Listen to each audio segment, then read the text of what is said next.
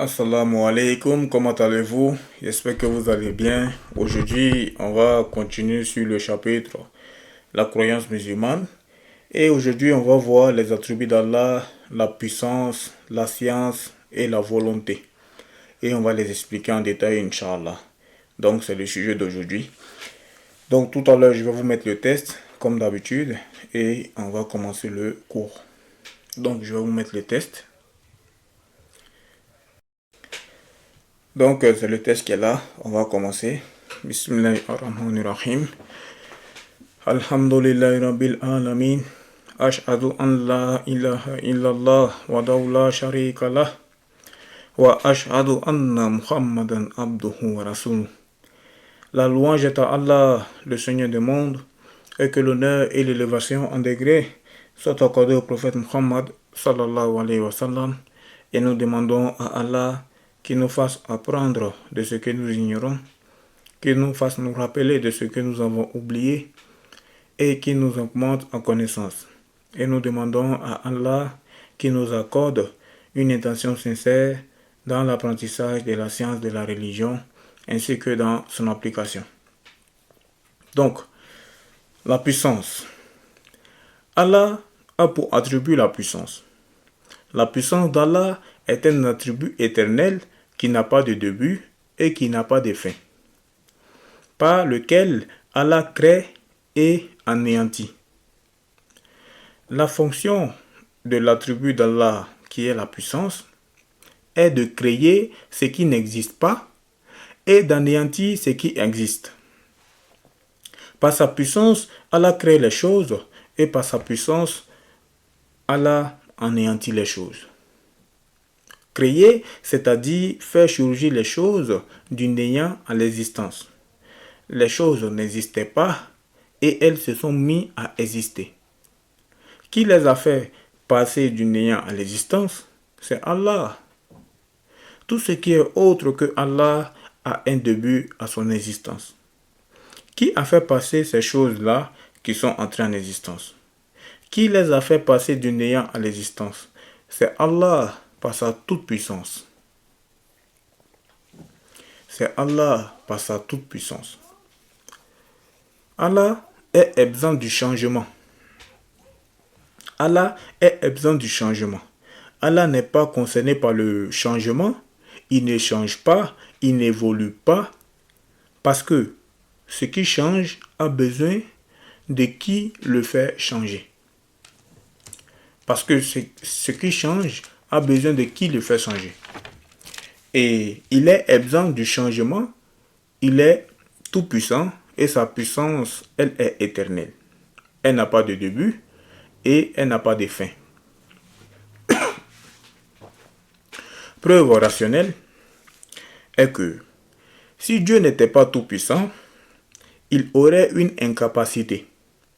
Et s'il avait une incapacité, alors le monde n'aurait pas existé. Ce monde que nous observons, que nous voyons, est une preuve de la toute-puissance d'Allah subhanahu wa ta'ala. Si Allah n'avait pas été puissant, il n'aurait pas créé ce monde. Ce monde n'aurait pas existé. Or, ce monde existe. Donc, Allah n'est pas incapable. Mais, il est tout puissant. Allah dit dans le Coran, preuve dans le Coran, Allah dit dans le Coran, ce qui a pour sens, il est sur toute chose tout puissant. Sourate 5, verset 120. Il est sur toute chose tout puissant. Et la puissance d'Allah concerne les choses qui sont possibles selon rationnellement en fait, qui sont possibles rationnellement, c'est-à-dire pour lesquelles l'existence, tout comme l'existence, est possible. Elle ne concerne pas, elle ne concerne pas ce qui est impossible selon la raison. C'est-à-dire ce dont la raison ne conçoit pas l'entrée en existence. Elle ne concerne pas non plus ce qui est obligatoire selon la raison. C'est-à-dire ce dont l'existence est obligatoire. Ce dont l'existence est obligatoire. On va continuer sur l'attribut d'Allah qui est la volonté. Donc, j'espère que pour la puissance, c'est compris. Sinon, vous pouvez me poser des questions. Je laisse le numéro sur la description de la vidéo et vous pouvez envoyer un message sur WhatsApp, Inch'Allah. On va continuer sur la volonté. Donc, Dieu a pour attribut la volonté. La volonté d'Allah, elle ne change pas. Parce que ce qui change a besoin de qui le fait changer. Celui qui a besoin est incapable et celui qui est incapable n'est pas Dieu. Celui qui change est forcément entré en existence. Et Allah est éternel. Donc, la volonté d'Allah, elle est éternelle. Elle n'a pas de début et elle ne ressemble pas à la volonté des créatures. Rien ne peut changer la volonté d'Allah. Pas même une invocation, ni une aumône, ni une prière, ni autre que cela. Donc, pas même une invocation, ni une aumône, ni une prière, ni autre que cela. La volonté d'Allah ne change pas. On n'a pas le droit de dire que, suite à tel événement, Dieu aurait changé sa volonté. Celui qui a un attribut qui change, ça veut dire lui-même, il a changé. Ça veut dire que lui-même, il a changé. Toi, par exemple, si tu parles et après, tu arrêtes de parler, ton attribut qui est la parole a changé. Elle a commencé, après, elle s'est arrêtée, n'est-ce pas? Tu as parlé, après, tu as arrêté de parler. Ou moi, là, des fois, je parle, des fois, j'arrête de parler. Donc, des fois, je parle, des fois, j'arrête de parler. Donc, il y a des silences. Le fait que mon attribut se modifie, le fait que mon attribut, il change, n'est-ce pas que c'est une preuve que moi-même, je change? Bah, ça indique que moi, je change. Je parle, je me tais. Je parle, je tais. Je me parle, je me tais. C'est bien moi qui change, pas le changement de mon attribut. Donc, celui qui prétend qu'Allah a un attribut qui change, il est en train de dire que Allah change. Et ça, c'est contraire à l'islam. Donc, Allah ne change pas et ses attributs ne changent pas. Donc, sa volonté ne change pas. Pas même une aumône, ni pour une invocation, pas même pour une invocation, ou même une aumône ou une prière. Bah alors, pourquoi on fait les invocations? Premièrement, quand tu fais une invocation, c'est une adoration. C'est une forme d'adoration. Tu exprimes ton adoration pour Allah en l'implorant et en invoquant. Quand tu dis, oh Allah, accorde-moi telle chose, oh Allah, préserve-moi de telle chose, tu es bien en train d'exprimer ton besoin d'Allah. Le fait que toi tu as besoin d'Allah et lui il n'a pas besoin de toi. Que les choses ont lieu par sa volonté et tu lui demandes. Tu lui demandes. Que les choses ont lieu par sa puissance. Que toi tu es une créature faible.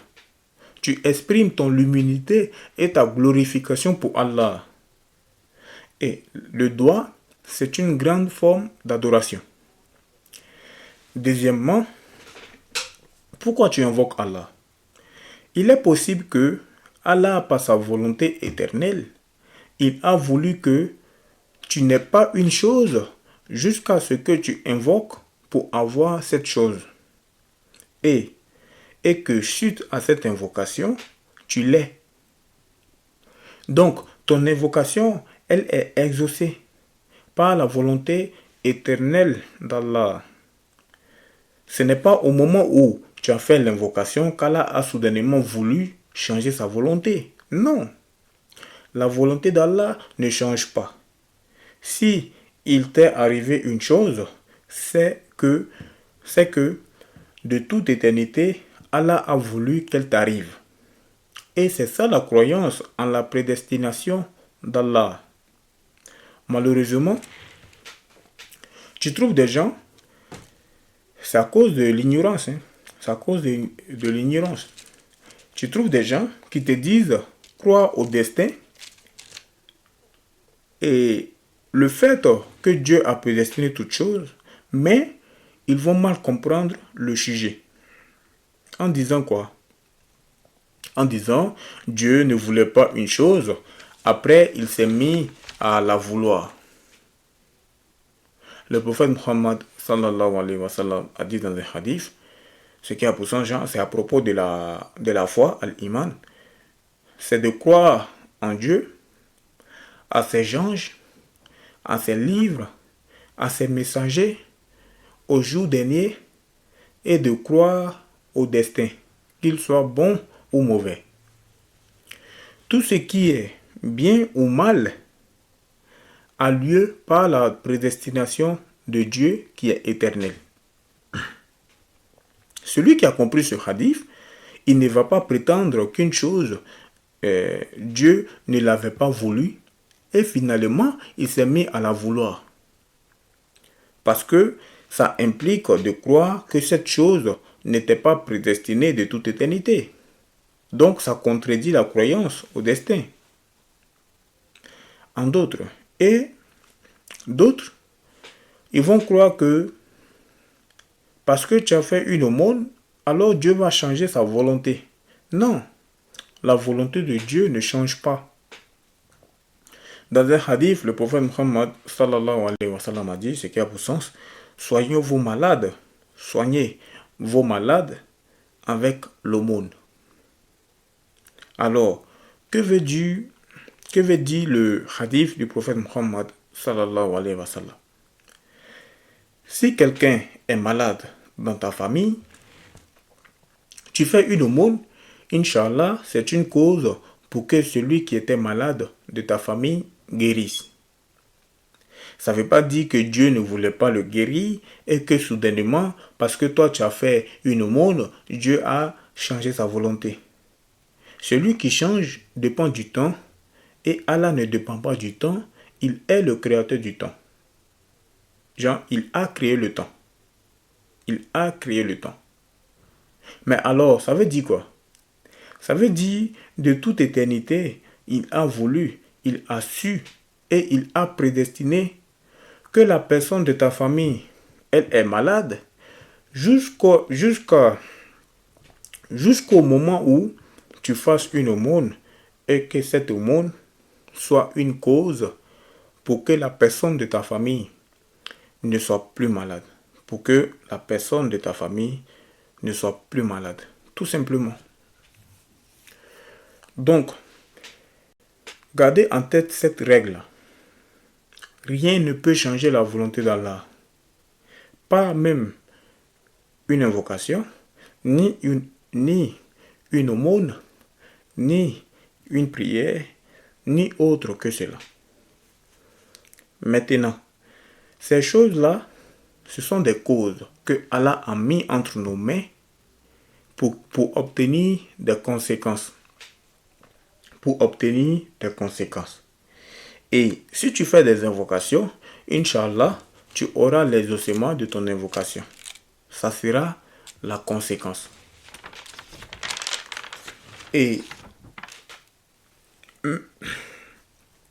Mais Allah est le créateur des causes et des conséquences. Il a prédestiné les causes et les conséquences. Tu fais une aumône, tu vas guérir, Inch'Allah. Ou quelqu'un de ta famille va guérir, Inch'Allah. Allah a prédestiné de toute éternité que tu ferais cette aumône et que suite à cette aumône, tu aurais la guérison ou la personne de ta famille aurait la guérison. D'accord? Ok, on va continuer. Donc, preuve dans le preuve rationnelle.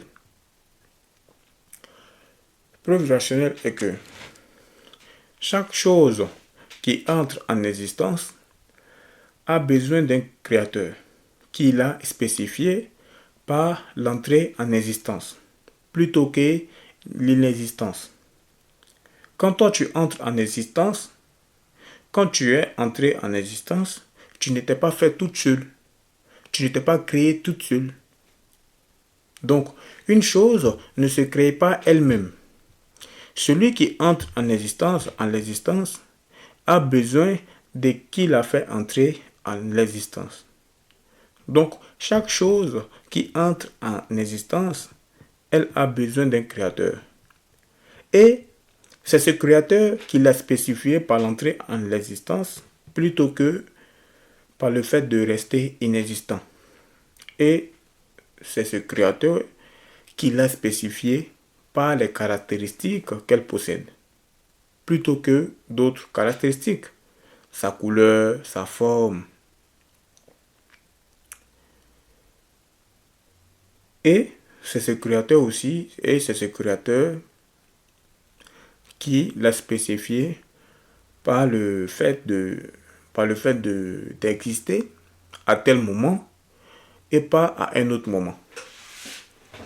Et donc, c'est ce créateur qui l'a spécifié par le fait d'exister à tel moment et pas à un autre moment. Donc, tout ce qui entre en existence a besoin d'un créateur qui l'a spécifié par tout cela. Donc, donc ces choses-là qui entrent en existence, elles ont besoin d'un créateur qui a voulu pour elles l'existence avec des caractéristiques précises. Donc, donc,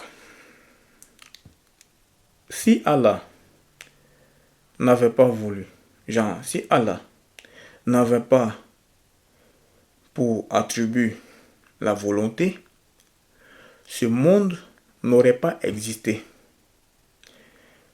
Parce que si le monde existe, c'est qu'il a eu besoin de qui le crée et de qui lui attribue ses caractéristiques et donc de qui le spécifie pas telle et telle caractéristique et pas d'autres. C'est ça l'attribut de la volonté d'Allah. Donc c'est ça l'attribut de la volonté d'Allah. Donc Allah a pour attribut la volonté parce que le monde existe comme on peut l'observer. Comme il existe, c'est la preuve qu'Allah a voulu qu'il existe.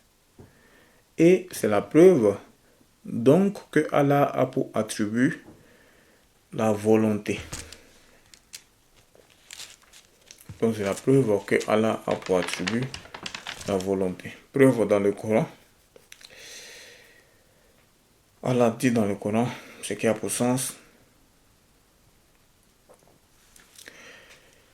Et vous ne voulez que si Allah, le Seigneur des mondes, le veut. Sourate 81, verset 29. Donc Allah dit dans le Coran ce qui a pour sens. Et vous ne voulez que si Allah, le Seigneur des mondes, le veut. Même ta volonté a lieu par la volonté d'Allah. Nous avons une volonté qui est sous la volonté de Dieu. La volonté d'Allah est éternelle. Notre volonté, elle est soumise à la volonté d'Allah. Nous avons un choix qui est soumis à la volonté d'Allah. Et nous allons terminer pour cet attribut-là.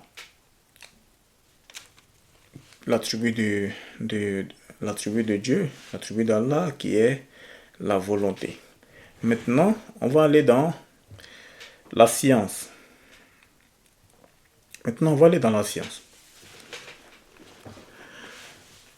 Allah a pour attribut une science éternelle.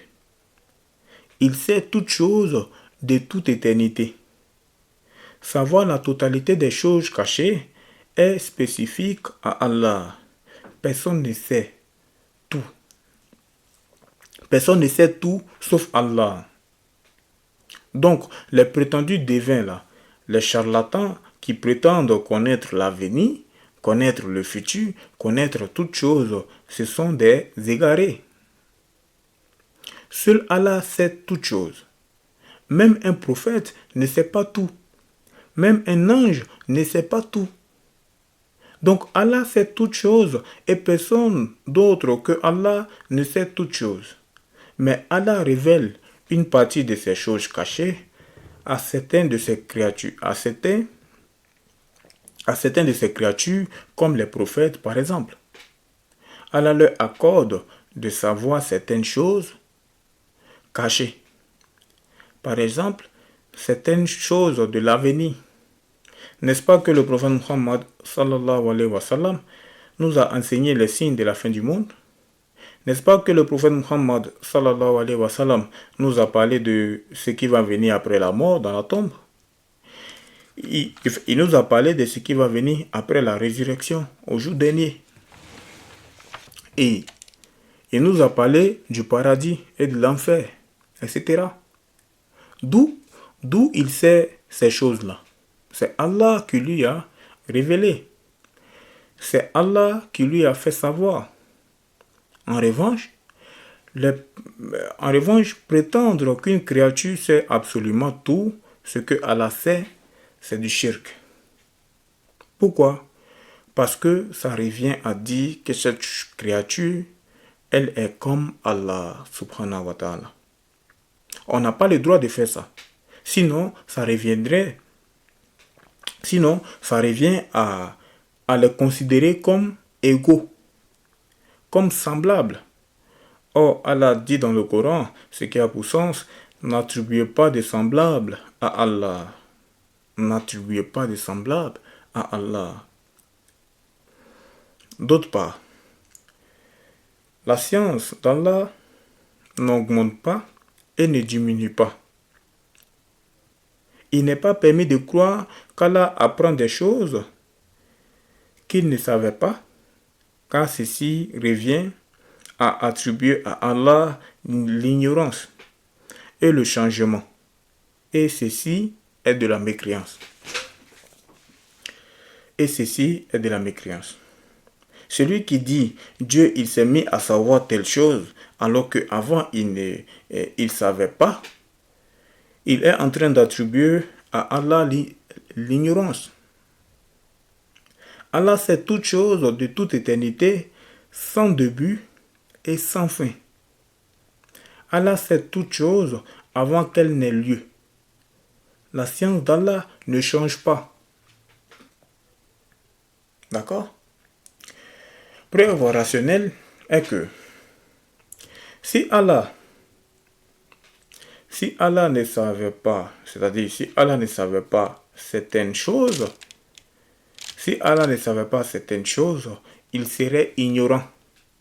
Or, l'ignorance est une imperfection et l'imperfection est impossible au sujet d'Allah.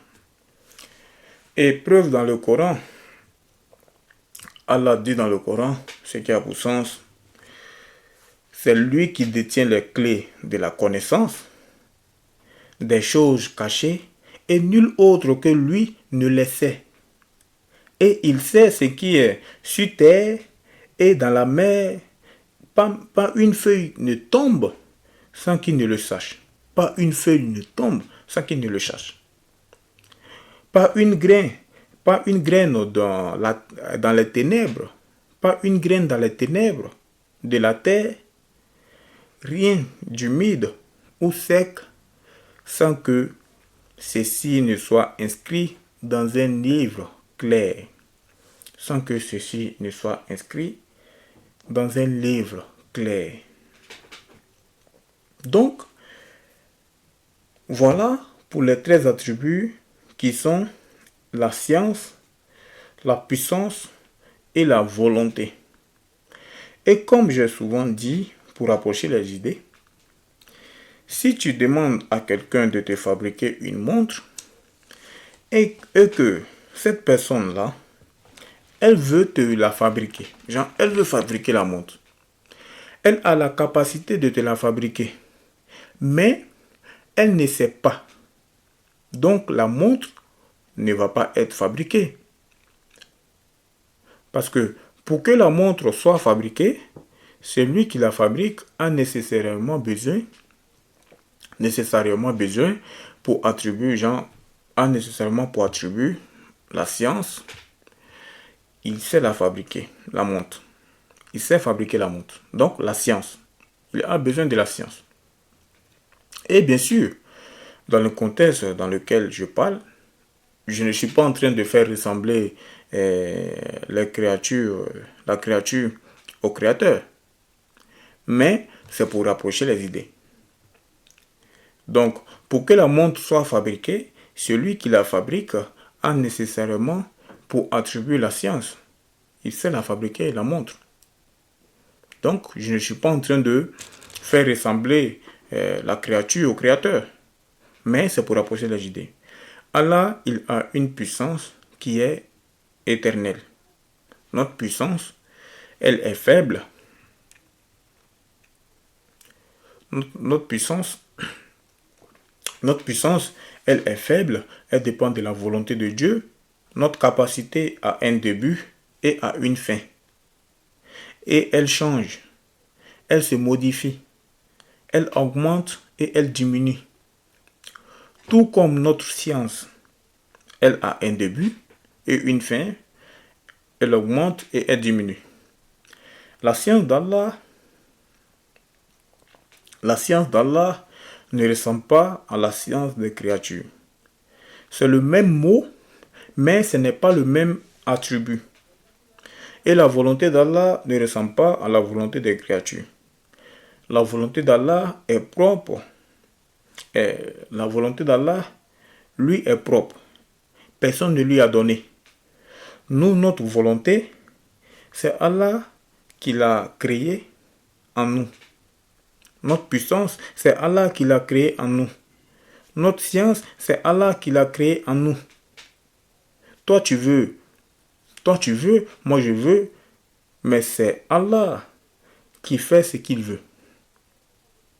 Toi, tu veux, moi je veux, mais c'est Allah qui fait ce qu'il veut. Toi, des fois, tu veux que ça marche. Tu as ce que tu veux. Et des fois, tu n'as pas ce que tu veux. Tu veux 10 millions, mais tu ne les as pas. Bon. Tu veux être milliardaire, mais tu ne les as pas. Nous, on veut des choses, des fois, on les obtient. Et des fois, on ne les a pas. Donc, ce que Allah a voulu se réalise obligatoirement. Ce que Allah a voulu se réalise obligatoirement. La volonté d'Allah, elle se réalise obligatoirement. D'accord? Donc, on va s'arrêter là pour aujourd'hui. Et Inch'Allah, la semaine prochaine, on va continuer sur la croyance musulmane. Et on va continuer sur les attributs d'Allah. Inch'Allah. Donc, on va s'arrêter là pour aujourd'hui. N'oubliez pas de partager les cours. Et là, comme ça, d'autres personnes puissent profiter de cela. Donc, n'oubliez pas de partager, d'inviter les gens à nous rejoindre pour apprendre la science de la religion. C'est très, très important. Donc, on va s'arrêter là pour aujourd'hui. Et Inch'Allah, la semaine prochaine, on va continuer. Subhanak Allahumma wa bihamdik. Ashhadu an la ilaha illa ant. Astaghfiruka wa atubu ilayka.